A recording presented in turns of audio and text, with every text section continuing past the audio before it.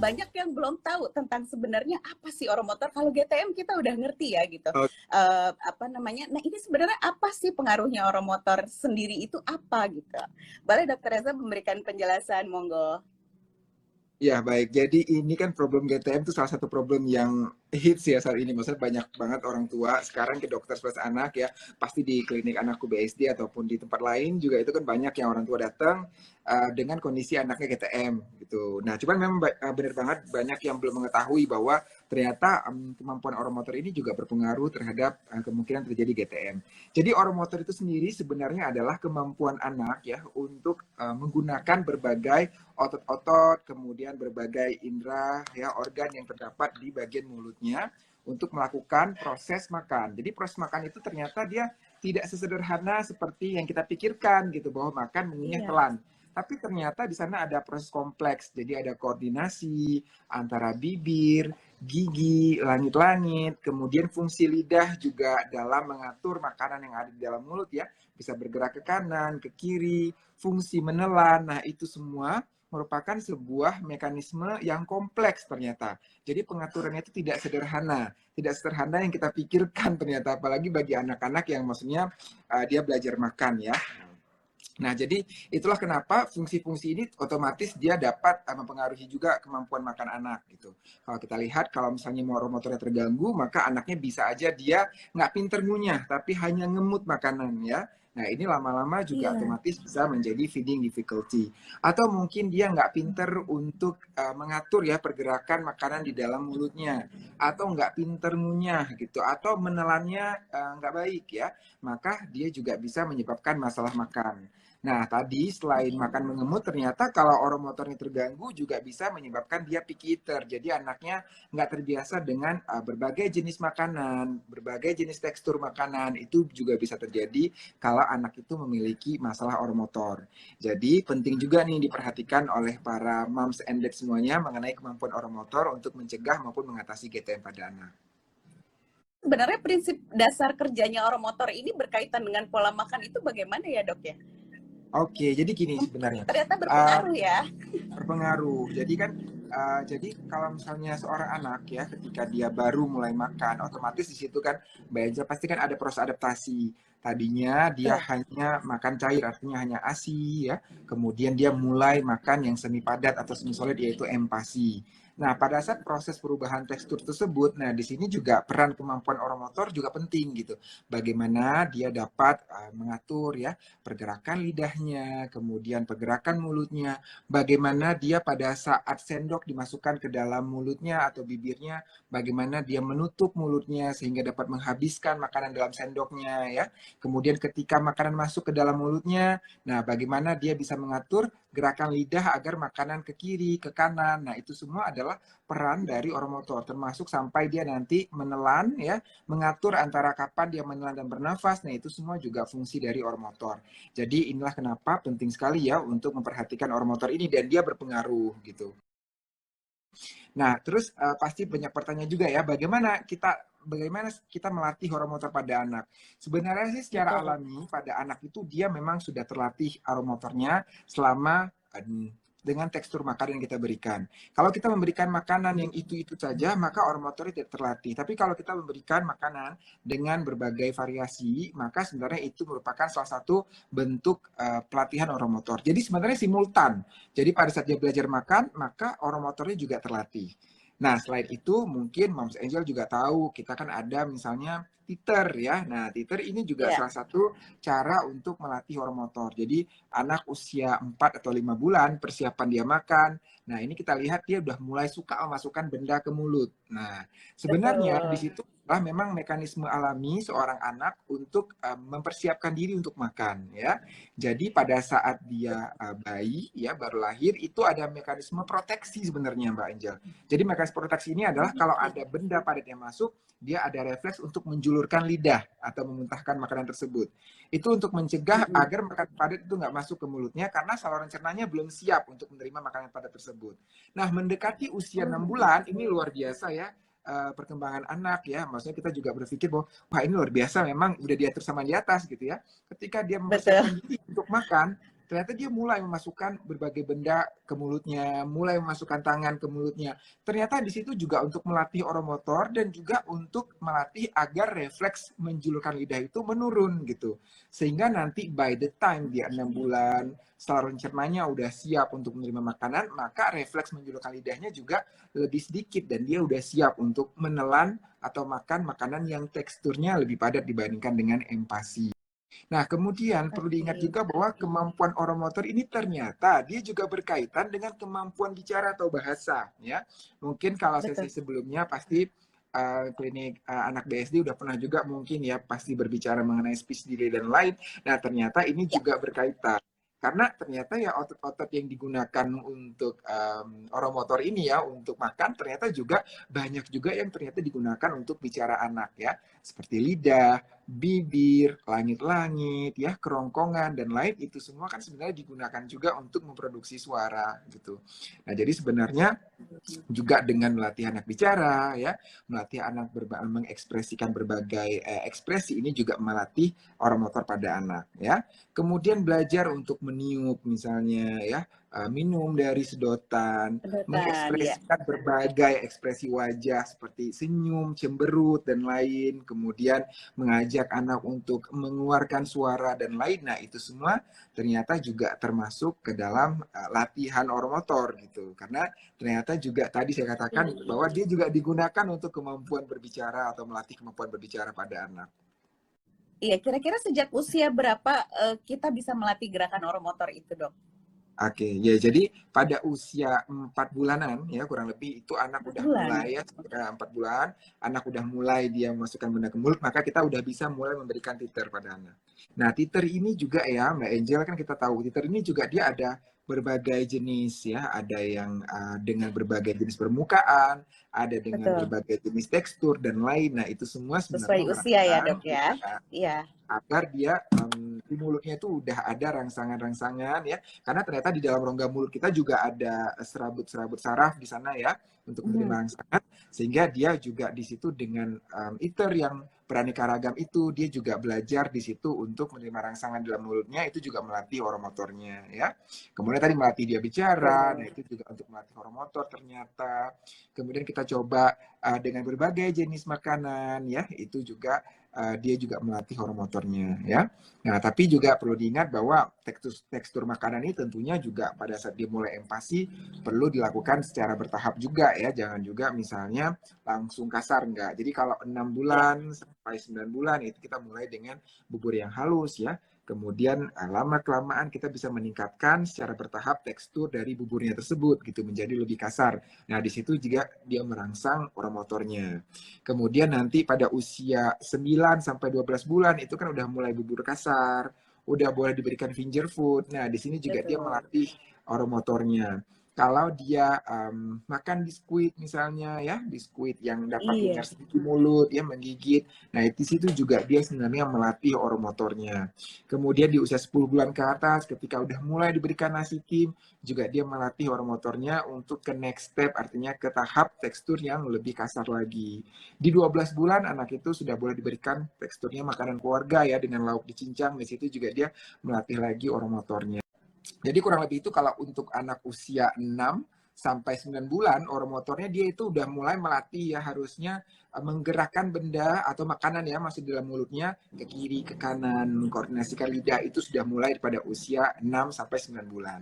9 sampai 12 bulan itu lebih kompleks lagi. Ya, dia udah mulai bisa mengatupkan bibirnya sehingga kalau misalnya kita berikan makan, dia itu udah Ya. bisa menghabiskan makanan yang ada di sendok, nggak bersisa Sendok. lagi. Nah, itu pada usia 9 sampai 12 bulan. Kemampuan dia untuk menelan makanan, mengkoordinasi untuk menelan makanan itu juga lebih baik. Dan pada usia 12 bulan ke atas, nah ini akan lebih baik lagi. Artinya dia sudah bisa mulai beradaptasi terhadap tekstur makanan yang lebih kasar, seperti makanan keluarga ya. Kemudian dia sudah lebih lancar. Anak-anak sebagian pada usia setahun ke atas ini juga udah mulai bisa lebih lancar makanan, makan sendiri bahkan terkadang ya. Jadi memang secara bertahap tapi tetap perlu dilatih gitu. Betul, betul. Karena kebanyakan moms kan kadang-kadang gini ya, aduh kayaknya belum siap deh untuk menerima yang sifatnya seperti serat gitu, kayak daging gitu, yang Betul. pada akhirnya ya udah deh di blender lagi Itu gitu. lagi Yang penting dapat benar-benar. iya, yang penting dapat sarinya gitu, yang penting dapat vitaminnya. Tapi ternyata lebih dari itu ya dok ya, bahwa kegiatan mengunyah itu banyak ya pengaruhnya ya.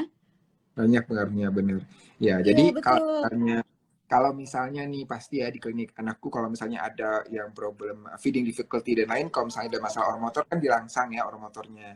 Nah itu biasanya memang dirangsangnya dengan diberikan rangsangan seperti ada sikat kecil, sikat kasar dan lembut ya pada Iya. bagian dalam mulutnya, bagian apa dalam pipinya, bagian lidah, bagian langit-langit itu diberikan rangsangan dengan sikat kecil. Nah itu sebenarnya untuk merangsang indera-indera yang terdapat di dalam rongga mulutnya. Nah, itulah kenapa sebenarnya secara alami, kalau kita memberikan tekstur makanan lebih kasar pada usianya, 9 bulan ke atas sudah lebih kasar, maka itu sebenarnya secara alami memang merangsang untuk orang motor kecil ini. Gitu. Karena kan kalau kita bicara motorik itu kan berawal dari rangsangan sensorik dulu ya. Ada Betul. stimulus sensorik, kemudian baru nanti dia ada impuls atau responnya berupa motorik ya. Disuruh orang motor kalau pada rongga. Oke. Nah, kebanyakan Oke. juga kesalahan orang tua adalah pada saat dia anaknya usia 9 bulan, banyak yang nggak menaikkan tekstur makanannya alasannya karena belum tumbuh gigi. Nah, ini Belum sering siap banget atau iya ya. betul, Sering betul. banget kalau ke saya, dok, ini anaknya belum tumbuh gigi, boleh nggak naik tekstur? Nah, saya sudah mengatakan bahwa sebenarnya dengan kita naik tekstur itu juga merangsang untuk pertumbuhan gigi anak. Gitu. Jadi dengan dia mengunyah makanan yang agak kasar, nah, di situ gusi-gusinya juga terangsang yang akhirnya dapat mempercepat pertumbuhan giginya. Jadi jangan kebalik gitu, jangan juga mentang-mentang dia belum tumbuh gigi, lantas kita nggak naik tekstur, nggak. Kalau memang pada Iya. usianya 9 bulan ke atas, maka udah boleh naik tekstur ke yang lebih kasar. Pada usia 12 bulan kita perlu naik tekstur ke makanan keluarga. Walaupun memang sekali lagi saya mengerti bahwa naik tekstur itu nggak segampang yang di textbook juga nih Mbak Angel gitu ya. Kadang-kadang juga Iya. agak maju mundur gitu. Dan kita nggak bisa berharap bahwa oke, kemarin 8 bulan 29 hari teksturnya masih lembut. Kemudian tiba-tiba di 9 bulan 0 hari tada langsung kasar, nggak seperti itu juga. Pastinya untuk naik tekstur ini juga bertahap ya Mams Edet semuanya gitu. Jadi bertahap. Kalau kita Iya buat betul. empasinya rumahan itu lebih enak karena kita kan bisa mengatur sendiri gitu berapa lama kita blendernya, berapa kasar kita sarinya gitu ya, berapa persentase yang kasar, berapa persentase yang kering, yang lembut gitu. Kita bisa formulasikan sehingga naiknya bertahap. Jadi nggak langsung dari awalnya lumat kemudian menjadi langsung kasar, bisa bertahap ya. Bertahap ini baik dari segi jumlahnya, mungkin proporsinya, baik dari segi frekuensinya. Misalnya dalam sehari kita coba satu kali dulu yang naik tekstur, dua kalinya masih tekstur yang lembut, bisa seperti itu. Atau mungkin tadi ya, mungkin di dalam satu piring itu ada 25% yang masih tekstur lembut ya, kemudian 75% udah tekstur kasar. Jadi bisa juga naik bertahap seperti itu. Karena lagi-lagi itu semua proses yang membutuhkan waktu, nggak bisa langsung seharian gitu ya. Nah, kemudian ada juga satu problem. Ada satu problem juga adalah ada juga sebagian anak nih kebalikan ya Mbak Angel ya. Yang pernah konsul ke saya gitu. 9 bulan dok maunya makanan keluarga gitu. Nggak mau makanan Oh, bubur saring tapi juga. Ternyata ada heeh. juga seperti itu gitu. Nah, itu Oh, tapi apakah bagaimana? udah tumbuh gigi itu, Dok? Belum tumbuh gigi atau kadang udah Belum tumbuh tumbuh gigi gigi. gitu. Jadi Oke. nggak boleh juga terlalu cepet gitu. Kenapa? Karena Iya. kan lagi-lagi memang proses pematangan saluran cerna anak atau bayi itu juga terjadi secara bertahap ya. Jadi nggak langsung bayi itu yang awalnya dia menerima ASI saja, kemudian tiba-tiba bisa langsung cepat menerima makanan yang padat gitu. Dia proses Iya, adaptasi di ada jadi adaptasinya betul. kita langsung cepat naik tekstur 9 bulan udah bisa makanan keluarga nggak juga ya. Sebaiknya perlahan-lahan kita ikuti anjuran dari Ikatan Dokter Anak Indonesia yaitu 6 sampai 9 9 bulan sampai 12. terus 9 bulan Ya. sampai 12 bulan bubur kasar, atau bisa nasi tim 10 bulan ke atas, dan 12 bulan ke atas baru bisa makanan keluarga. Jadi jangan kecepatan, jangan juga terlalu lambat untuk naik tekstur ini, karena itu juga ternyata merangsang kemampuan oromotornya. Nah, ini untuk Iya, finger food ini sebenarnya yang disarankan nih dok, ini hmm. dari usia berapa sih dok? Oke, Ataukah finger food dari 6 bulan sudah bisa mulai untuk finger food? ya. Finger food ini disarankan usia 9 bulan ke atas. 9 bulan, oke. Dan ke atas ya, itu juga terkait dengan kemampuan motoriknya ya di sini. Jadi anak-anak itu kan dia baru bisa melakukan transfer benda dengan baik, itu kan mengkoordinasikan benda dengan baik pada usia 9 bulan ke atas. Lagi-lagi mungkin kita berpikir sederhana bahwa itu cuma masukin tangan ke mulut, tapi ternyata mengkoordinasikan makanan, anak itu mengambil makanan tersebut kemudian masukin ke mulutnya secara pas ya. Nah, itu juga butuh proses. Nah, makanya disarankan untuk finger food ini dia pada usia 9 bulan ke atas. Itu yang pertama. Yang kedua, tadi terkait dengan oromotor saya mengatakan bahwa pada usia 6 bulan itu kan kemampuannya lebih kepada dia menggerakkan makanan ke kiri ke kanan. Tapi kemampuan menelan yang baik itu sebenarnya diperoleh pada usia 9 bulan ke atas.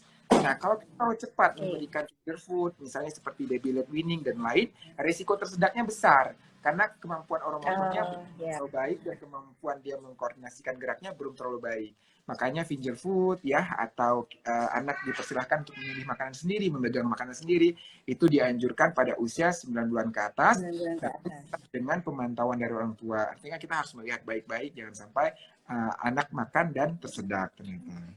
Oke, oke. Nah, sebenarnya penyebab dari GTM ini kan sebenarnya banyak ya, Dok. Mungkin Betul dia sedang sekali. tumbuh gigi atau Yes. memang apa namanya bosan dengan tekstur atau bagaimana. Kadang-kadang kita harus memberikan latihannya. Ini nih sebenarnya gimana caranya ya, Dok ya, untuk mencegah terutama untuk ke GTM-nya gitu. Ya, ya. Ya, jadi sebenarnya kalau misalnya kita bicara GTM itu, saya suka membagi dua kelompok ya. Ada kelompok yang non organik, ada kelompok yang organik. Kelompok non organik itu sebenarnya dia itu lebih kepada cara pemberian makan kita yang tidak tepat, atau mungkin variasi makanan ya yang membuat dia mau gitu ya. Nah, itu kalau misalnya anak dia nggak mau makan, tapi nggak ada gejala lain, gejalanya hanya nggak mau makan saja, maka orang tua perlu memperhatikan dulu bagaimana rasa dan variasi makanan. Jangan-jangan makanan itu aja gitu ya, atau makannya terlalu hambar, nggak ada rasa sama sekali. Nah, atau kita tidak menerapkan yang namanya feeding rules. Nah, feeding rules ini juga penting ya, bagaimana cek cara pemberian makannya 30 menit, kemudian juga bebas distraksi lingkungannya, nggak banyak TV, nggak banyak mainan dan lain, kemudian menjeda jarak antara makan dengan susu, antara makan dengan snack sekitar 2-3 jam ya.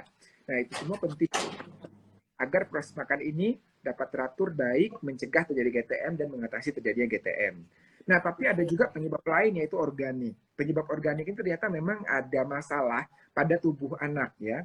Biasanya ditandai dengan adanya gejala lain atau tanda lain. Misalnya apa? Anak nggak mau makan tapi sedang tumbuh gigi ya. Mungkin karena memang sedang tumbuh giginya gitu ya. Tapi ingat, tumbuh gigi nggak lama-lama, nggak nyampe lebih dari 1 minggu. Kalau udah lebih dari 1 minggu dia masih GTM, nah kita perlu berpikir jangan-jangan ada penyebab lain. Jadi jangan juga kita terus-terusan menyalahkan si tumbuh gigi ini ya. Atau mungkin hal sederhana lain, misalnya ada sariawan di mulut ya, kemudian ada jamur di mulut, ini juga bisa menyebabkan anak GTM ya. Kita lihat rongga mulutnya, apakah ada sariawan, jamur dan lain. Atau ada masalah-masalah lain. Masalah apa? Infeksi misalnya ya. Kemudian misalnya TB bisa juga, atau mungkin anemia bisa juga, alergi bisa juga ya. Jadi banyak penyebab-penyebab lain juga ternyata yang bisa menyebabkan anak ini GTM gitu ya. Nah, gejala pastinya clue-nya adalah ada gejala lain. Misalnya anak dengan TB dia GTM, pasti ada gejala lain, yaitu gejalanya mungkin dia sering demam atau sering batuk misalnya. Anak dengan infeksi saluran kemih dia mengalami GTM, ada clue lain, pasti dia misalnya pipisnya keruh, atau mungkin dia sering muntah gitu ya. Anak GTM karena alergi, pasti ada clue lain, misalnya sering ruam-ruam merah di kulitnya gitu. Jadi clue-nya kalau ada gejala lain kemungkinan organik. Nah, bagaimana kita berpikir bahwa ini jangan-jangan GTM-nya karena gangguan oromotor. Nah, caranya ada tadi, kita melihat kok dia sulit banget naik tekstur, itu satu. Yang kedua, dia kok suka mengemut makanannya ya, mengemut terus gitu makanannya, nggak dikunyah. itu juga Iya, tanda-tanda ini dia sering gangguan sekali nih. oromotor. Betul, Betul. Atau ciri yang ini mungkin sering kita temui ya. iya, atau mungkin ternyata dia juga mengalami gangguan bicara gitu. Jadi anak lain saat Oke. usianya itu udah mulai babbling, dia ternyata masih kuing gitu ya. Ini mungkin Ya. jangan-jangan memang ada problem pada oromotornya gitu. Nah, salah satu yang lain juga perlu diperhatikan ya untuk pasti untuk pasien-pasien di klinik anak BSD, gangguan Betul. perilaku seperti autisme. Nah, itu juga ternyata bisa juga menyebabkan berbagai masalah makan termasuk GTM ini gitu. Jadi coba diperhatikan tadi dokter Eva bilang clue-nya dia hanya Mhm. GTM saja atau GTM plus gejala lain. Kalau GTM plus gejala lain, ya kita perlu berpikir jangan-jangan ini organik, silahkan konsultasi ini ke dokter spesialis anak untuk kita rule out satu persatu. Oh ternyata bukan ESK, oh ternyata bukan anemia, oh ternyata bukan gangguan perilaku, oh ternyata bukan gangguan oromotor, ternyata dia alergi. Maka akarnya Iya. tersebut ya itu yang harus kita atasi untuk mengatasi dia kondisi GTM-nya. Jadi banyak banget penyebabnya kita harus rule out satu persatu gitu. Tapi Mbak Oke. sebenarnya kebanyakannya itu memang karena masalah itu ya cara pemberian makan yang salah, tidak menerapkan feeding rules, rasa dan variasi Mhm. makanan yang tidak bervariasi atau makanan tidak enak ya, atau mungkin ya tadi ya kita proses pemberian makannya tekstur jumlah cara dan lain yang tidak sesuai itu yang paling sering. Jadi kalau untuk moms di rumah ya kita coba perbaiki cara pemberian makan dulu. Cara pemberian rasa dan variasi makan itu dulu kita coba perbaiki. Kalau dengan cara itu belum perbaikan juga, apalagi berat badan anaknya stagnan atau turun, konsultasi ke dokter spesialis anak untuk kita cari apa kira-kira penyebab GTM pada anak tersebut. Salah satunya yang tadi ya untuk berout apakah ada gangguan oromotor. Nih, nah ini sebenarnya masih bisa dikulik nggak sih gitu gimana caranya melatih oromotor kalau udah terlanjur GTM nih gitu. Oke, nah kalau tadi GTM, kalau ternyata problemnya memang oromotor, kita bisa melatih dengan apa? Nah, satu tadi ya, kita memperbaiki tekstur. Coba kita lihat lagi tadi guideline-nya. Apakah tekstur kita udah sesuai atau belum? Apakah terlalu di Mm-mm. bawah atau terlalu di atas? Itu satu. Yang kedua ya, kita coba untuk terapkan feeding rules. Tetap kita lakukan. Yang pertama ya. Yang pertama makan 30 menit, kemudian kalau dia dikasih makan 15 menit nggak mau nggak sama sekali, maka kita angkat makanannya. Kemudian jarak antara waktu makan dengan snack kurang lebih 2-3 jam. Di antara waktu makan tersebut hanya boleh air putih. Kemudian makan dalam posisi duduk, bebas distraksi, suasana netral ya. Itu perlu kita terapkan. Nah, kemudian untuk oromotornya sendiri, kita bisa melatih anak dengan cara apa? Satu, sering-sering untuk meniup balon, kemudian minum dari Oh, sedotan, ya. mengekspresikan berbagai ekspresi wajah, ya, meniup fluid, itu juga bisa, ya. Kemudian kita juga bisa, kalau misalnya nanti kita ke fisioterapi, ya, kita belajar, kita juga Mhm. bisa menggunakan, kalau mereka kan pakai sikat, kalau kita bisa menggunakan tangan, ya, tangan yang dicuci bersih, kemudian coba kita elus-elus ya di bagian pipi, bagian lidah, bagian langit-langit. Nah, itu kan untuk memberikan rangsangan sebenarnya untuk di bagian mulutnya ya, seperti itu. Kemudian kalau dia ternyata yang dilakukan juga pada fisioterapis itu kan kadang kita berikan rasa ya. Jadi anaknya buka mulut, kemudian kita berikan rasa. Itu rasa tersebut Oke. misalnya apa? Jus jeruk misalnya, rasa Ya. itu merangsang lidah anak untuk bergerak mencari rasa tersebut gitu. Nah, itu juga bisa kita praktekkan di Oh, rumah karena itu masih secara sederhana gitu. Jadi misalnya kita coba berikan rasa manis di pipi sebelah dalam pipi ya sebelah kanan, dia akan mencari rasa tersebut. mhm. Gitu. Nah itu kurang lebih cara-cara yang bisa kita lakukan di rumah untuk melatih oromotor. Termasuk tadi ya pemberian tutor gitu, itu juga penting gitu untuk melatih Ya. oromotor anak ya agar dia juga rongga mulutnya terbiasa dengan berbagai jenis permukaan. Kan dia ada yang bentuknya seperti dot gitu ya, misalnya bintik-bintik, Ya. ada yang dia agak lembut gitu ya, ada yang agak kasar gitu, ada berbagai jenisnya itu sebenarnya tadi untuk memberikan rangsangan sensorik ke rongga mulut sehingga nanti outputnya adalah berupa gerakan motorik yaitu oromotor tersebut. Selain melatih oromotor untuk mencegah GTM itu sebenarnya ada lagi nggak sih dok gitu? Terutama pada saat mengenalkan MPASI ya, karena ini agak-agak kaget gitu buat babynya gitu. Nah mau pada saat proses belajar makan itu selain distraction apa semua itu gitu dan selain oromotor itu apa aja ya dok kira-kira? Nah, yang sering adalah rasa, itu sering banget. Jadi gini, Rasa ya, betul. sebenarnya gini, banyak kan kita yang orang tua takut memberikan berbagai rasa gitu ya, gula garam atau bumbu-bumbu karena takut Mm-mm, anaknya menjadi picky eater nanti ke depannya gitu. Memang benar, ada benernya betul. juga. Tapi perlu diingat bahwa sebenarnya ya sensoris untuk pengecapan itu udah mulai berkembang sejak bayi dalam kandungan. Sehingga sebenarnya pada saat dia dalam kandungan ya, ini dari artikel Mm. IDAI saya baca dari guru saya juga Prof. Damayanti, dikatakan bahwa pada saat bayi dalam kandungan dia sebenarnya udah merasakan gitu cairan ketuban ibu sedikit banyak itu rasanya berubah-ubah sedikit tergantung pada jenis makanan yang dimakan oleh ibu gitu ya. Begitu juga Mm-mm. dengan pada saat ASI. Nah, pada saat bayi mendapatkan ASI ternyata rasa ASI juga sedikit banyak itu bisa dipengaruhi oleh makanan yang dimakan oleh ibu gitu lah.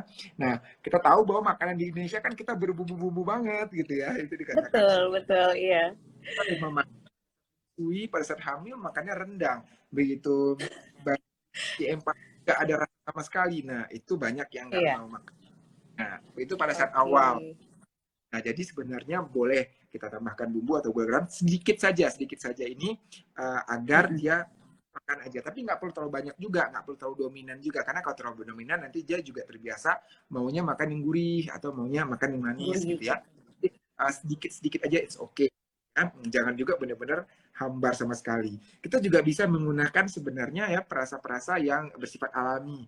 Misalnya menambahkan sari jagung manis itu kan untuk menambah rasa manis Mm-mm. misalnya atau mungkin kaldu untuknya atau mungkin jamur untuk rasa gurih. Kita bisa menggunakan apa yang alami-alami menggunakan gula langsung gitu ya. Tapi yang jelas ya perlu berasa sedikit, nggak perlu langsung hanya benda tawar itu nggak perlu. Itu yang pertama. Kemudian yang kedua adalah Oke. juga yang mispersepsi gitu ya. Jadi banyak gitu ya orang tua yang berharap anaknya begitu makan itu bisa habis satu mangkuk misalnya gitu. Mm. Nah, kayak kalau saya ya anaknya makan sedikit nih, kok cuman segini sih makannya gitu ya. Nah, ini Mm-mm. juga tapi kita nggak muluk-muluk ya, Moms and Dad. Jadi kalau untuk anak 6 sampai 9 bulan itu dia cuma perlu makannya itu adalah 3 sendok makan sampai setengah Ya, mangkuk. oke. Kalau sudah cukup untuk dia gitu. Karena juga pada usia 6 bulan ini masih 30 sampai 40% kebutuhan energi ada di empasi. 10% masih dari ASI dan ASI masih lebih banyak gitu ya karena kan proses adaptasi. Nah, begitu menganjak usia 9 sampai 12 bulan baru jumlahnya lebih banyak lagi. Setengah mangkuk sampai 3/4 mangkuk itu ukuran mangkuk yang 250 ya gitu. Kemudian juga karena pada usia ini dia udah 50-50 jadi 50% dari makan, 50% dari ASI untuk memenuhi kebutuhan kalori hariannya. Sedangkan pada usia 9 sampai 12 bulan nah, ini lebih banyak lagi, makanya udah bisa sampai satu mangkuk, gitu ya. Karena pada usia Mm-mm. ini, 70%-nya justru udah dari makan, 30%-nya Udah yang dari dari makan. jadi, jangan langsung mempersepsi bahwa dia harus habis langsung ya satu mangkuk pada saat awal-awal. Enggak, dia cukup 3 sendok aja. Nah, itu sering terjadi. Nah, nanti biasanya ya justru GTM-GTM ini muncul-munculnya pada usia 8-9 bulan biasanya. Kenapa? Pada saat bayi udah mulai punya preferensi tertentu gitu. Dia nggak mau lagi makanan ini. Iya, Dia udah mulai berbagai rasa. Dia sukanya yang ini aja. Dia sukanya lebih suka yang ini gitu ya. Nah, ini sering terjadi betul. pada usia 8-9 bulan gitu. Dia mulai gitu. Terus di situ kan usia-usia mulai tumbuh gigi juga gitu ya. Udah mulai ya agak-agak goyang beberapa Betul. hari gitu. Nah, itu sering terjadi pada usia itu ya. Nah, terus pada usia ini banyak juga nih orang tua menganggap, wah anak saya picky eater nih. Setiap dikasih brokoli dia nggak Mm-mm. mau gitu. Nah, ini juga hati-hati ya, Moms and Dad. Jadi ternyata dari literatur saya baca bahwa kita itu baru bisa bilang anak kita itu picky eater kalau dia nggak mau jenis makan tersebut yang udah kita coba 10 sampai 15 kali ya dengan berbagai cara memasaknya gitu. Jadi jangan buru-buru langsung gitu. Anaknya picky eater nggak mau brokoli gitu. Karena baru 2 kali kita cobain brokoli rebus. Belum kita coba brokoli tumis, belum kita coba brokoli yang dibikin apa gitu ya. Jadi kita coba dulu gitu Oh, walaupun gitu. Oke. mungkin cara masaknya, cara penyajiannya dicampur dengan makanan lain dan lain, mungkin dia mau gitu. Jadi jangan buru-buru langsung mengatakan anak kita picky eater. Itu kira-kira Gitu. problem-problem problem awal GTM pada usia-usia baru-baru mendapatkan makan. apakah ada pengaruh atau perbedaan makanan bayi itu disaring manual dengan di blender? Nah, ini berpengaruh nggak nih dok teksturnya terhadap oromotor anak?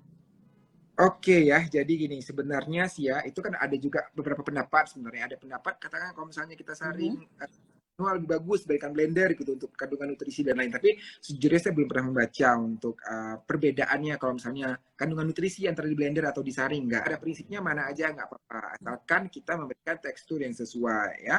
Bagaimana cara tahu ini sesuai atau enggak? Ini tipsnya juga saya pelajari dari guru saya ya, ahli-ahli nutrisi anak tentunya. Jadi gini, kalau misalnya anak usia 6 sampai 9 bulan kita buat empasinya ya, kemudian coba deh kita ambil dengan sendok, kita miringin. Kalau begitu kita miringin yang masih jatuh tumpah, nah itu cocok untuk anak usia 6 sampai 9 6 bulan. sampai 9. Jadi Oke. enggak terlalu padat ya, enggak terlalu kental dia ya. Jadi kita ambil, kemudian kita miringin, buburnya masih jatuh, itu cocok untuk 6-9 bulan.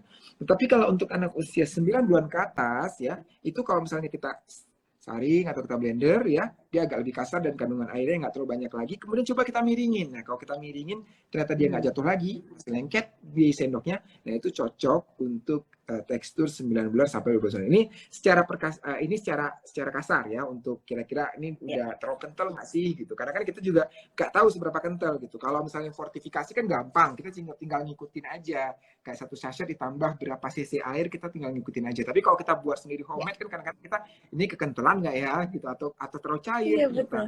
Nah itu caranya seperti itu kurang lebih kalau misalnya kita pengen tahu ya untuk teksturnya. Wah, luar biasa. Ini aja aku nggak dapetin tips ini dari ibuku, dok.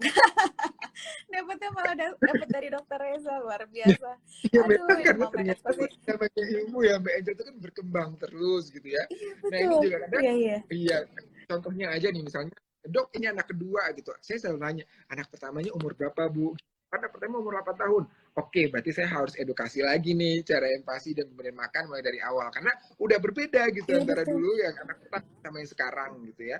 Kalau dulu kan kita masih Iya. menganut satu jenis makanan dulu ya, pisang kerok dulu gitu, atau mungkin bubur gasol dulu gitu. Kalau sekarang kan udah menu komplit langsung gitu. Jadi memang Iya, ilmunya betul. berkembang dan kita harus tetap update tentunya. Jadi anaknya usianya tuh 6 sampai 7 tahun, MPASI-nya tuh instan, makannya lahap, tapi pupnya itu 4 sampai 5 kali sehari dan encer gitu. Dan kadang-kadang tanpa ampas gitu, tapi nggak ada ruam di kulit gitu. Apakah itu alergi atau bagaimana? Karena kan itu sifatnya instan ya dok ya. Iya, Nah ini oke kalau ya. instan kan Jadi sebenarnya kita hanya tinggal mengikuti kan secara tekstur ya, lihat dari benar. kemasannya aja gitu. Ya, jadi benar banget nih ya. Benar banget yang kata Mbak Angel tadi, bahwa kalau misalnya instan, maka kita ikuti petunjuknya ya. Ini tips sedikit untuk yang dapat bubur instan. Pertama kita lihat dulu expired date-nya, kemudian kita lihat juga usia harus sesuai. Nah, kemudian Betul. selanjutnya adalah bagaimana kita tahu alergi atau enggak. Biasanya kalau anak udah mulai mendapatkan makan, maka dia itu BAB-nya kurang lebih sekitar 3 kali per hari ya. Dan teksturnya itu ada ampas, seperti kurang lebih seperti pasta kalau dia udah mulai mendapatkan empasi. Kalau awal dia hanya mendapatkan nasi itu masih seperti bubur, masih oke. Tapi kalau udah mendapatkan nasi seperti pasta teksturnya. Nah, jadi kalau misalnya dia usia 6 bulan, 7 bulan udah mendapatkan makan dan BAB-nya itu cair, berarti kemungkinan itu diare. Dan kita perlu konsultasi ke dokter spesialis anak ya untuk dievaluasi apa penyebabnya. Nah, kenapa bisa diare? Banyak sebenarnya faktornya. Mulai dari kebersihan makanan ya. Kalau dia sportif, pasti kan dia terjaga ya. Cuman bagaimana mangkuknya? Mangkuknya bersih atau enggak? Sendoknya bersih atau enggak? Sumber air yang digunakan bersih atau enggak? Itu dulu yang kita perhatikan ya. Kemudian setelah itu kita perhatikan juga baru ada kemungkinan alergi atau enggak ya. Jadi alergi itu dia bisa melibatkan 3 sistem, yaitu di saluran cerna, saluran nafas, dan kulit gitu ya. Jadi kalau misalnya dia diare saja masih mungkin aja gitu ya. Dan tapi biasanya diare itu ada bercak-bercak darah, itu tanda dia alergi biasanya. Nah, tapi kalau dia ada masalah lain seperti bercak merah di kulit juga, atau mungkin dia ada juga di saluran nafas gitu, nafas yang grok-grok, maka itu lebih memperkuat kemungkinan dia adanya suatu alergi makanan ya. Nah, ciri-ciri alergi makanan ini adalah dia juga berulang. Jadi kalau misalnya kita berikan jenis empasi itu, dia muncul gejalanya. Tapi kalau nggak kita berikan empasi jenis itu, dia nggak muncul gejalanya. Maka dia itu mungkin ya suatu alergi, kita perlu konsultasi ke dokter untuk dilihat. Nah, Nah, cuman yang sulitnya kalau dia diberikan empasi sportif adalah kita nggak tahu sebenarnya dia alerginya komponen yang mana di dalam empasi tersebut. Nah, itu yang memang menjadi tricky juga gitu. Kalau misalnya kita buat sendiri kan kita tahu, oh ini alerginya anak Indonesia kan banyaknya misalnya telur atau seafood misalnya ya, Iya, atau lebih kacang-kacangan. banyak Ya, ke tapi kalau protein misalnya ya dok memang ya. kalau di sportif kadang-kadang kita nggak tahu ini Nggak tahu. jenis apa ya dia alerginya gitu. Nah, itu yang tricky-nya gitu ya. Tapi saran saya kalau dia berulang seperti itu, sebaiknya kita konsultasikan deh ke dokter spesialis anak. Oke, oke, itu kayaknya udah menjawab pertanyaan banget yang tadi bertanya-tanya, kayaknya yang diomongin homemade aja gitu. Nah, gimana kalau dengan instan? Jadi dia under 1 year, tapi dia itu nggak mau makan kalau nggak ada rasa. Mungkin maksudnya tanpa bumbu gitu. Nah, ini Betul. gimana ya dok ya? Kalau sudah dibiasakan di under 1 year, udah biasa dengan rasa yang agak tinggi gitu. Iya. Oke, jadi pada prinsipnya ya, kalau kita baca artikel dari Kata Dokter Anak Indonesia, dikatakan bahwa boleh diberikan bumbu atau sedikit gula dan garam hanya untuk menambah rasa agar anak mau makan. Jadi kalau anaknya kondisi nggak mau makan, maka boleh sedikit kita tambahkan gula dan garam. Tapi tentunya tidak terlalu banyak. Misalnya garam itu maksimal dalam perharinya itu hanya 2 gram. 2 gram itu artinya hanya sekitar 1/4 sendok ya, sendok teh. Nah, itu dalam seharian. Jadi memang Dalam sedikit sehari saja, ya. berbeda dengan kita memberikan garam gitu ya. Untuk makanan kita itu kan biasanya lebih banyak. Nah, itu dia. Kalau untuk gula pun hanya sedikit saja oke. Atau mungkin tadi ragu atau khawatir, tadi bisa menggunakan perasa-perasa atau bumbu yang alami tadi ya. Menggunakan Ya. kaldu, menggunakan essence jamur misalnya ya. Atau menggunakan tadi jagung manis untuk rasa manis dan lain, itu boleh gitu. Nah, jadi coba deh kadang-kadang kalau kita memberikan empati pada bayi, coba cicipi dulu deh. Bunda coba cicipi sendiri makanannya gitu. Enak nggak gitu. Karena kita Oke. ngasih aja ke bayi, kalau kita cicipi sendiri kita nggak Iya, iya mau gitu betul. ya gitu. It's okay, memang nggak mungkin seberasa makan orang dewasa, tapi kalau kita juga ngerasa, aduh ini kayak terlalu bau amis ternyata, terlalu apa gitu, iuh gitu ya. Nah, jangan berharap juga si anaknya mau gitu makan gitu. Jadi coba Oke. rasain dulu kalau bagi kita oke, ini fair rasanya, nggak terlalu manis, nggak terlalu asin, nggak terlalu asam, tapi masih agak berasa sedikit dan enak. Oke, kasih ke anaknya, berarti memang dia mau juga gitu. Apakah GTM dipengaruhi anak yang tidak pernah jalan nyeker? Nah, loh. Ini Oke ya. hubungannya dengan motorik juga nih, Dok. Oke. Oke, jadi kalau ini tidak terbukti ya, nggak terbukti. Jadi jalan nyeker dengan anak GTM tidak terbukti. Yang berperan itu adalah posisi anak duduk ya, posisi pada saat dia makan. Salah satu feeding rules itu anak posisi duduk tenang, kemudian kakinya itu menapak ke lantai. Nah, itu keseimbangan tubuhnya lebih baik sehingga dia lebih steady dan siap untuk menerima makan. Tapi kalau untuk nyeker sendiri nggak berhubungan dengan kemampuan makan, tapi memang dia berhubungan dengan kemampuan untuk ya rasa sensorik yang ada di kakinya, yang di permukaan kakinya, telapak kakinya gitu ya. Sehingga kalau anak nyeker, tapi pastikan harus bersih juga ya, kan dia menginjak rumput, menginjak pasir, dia mengerti perbedaan antara tekstur rumput dengan tekstur pasir, dengan tekstur licin di dalam rumah, itu kan berbeda gitu. Jadi lebih ke situ ya untuk kemampuan motoriknya dan sensoriknya, bukan ke kemampuan makannya gitu. Jadi ini suatu hal yang berbeda. Oke.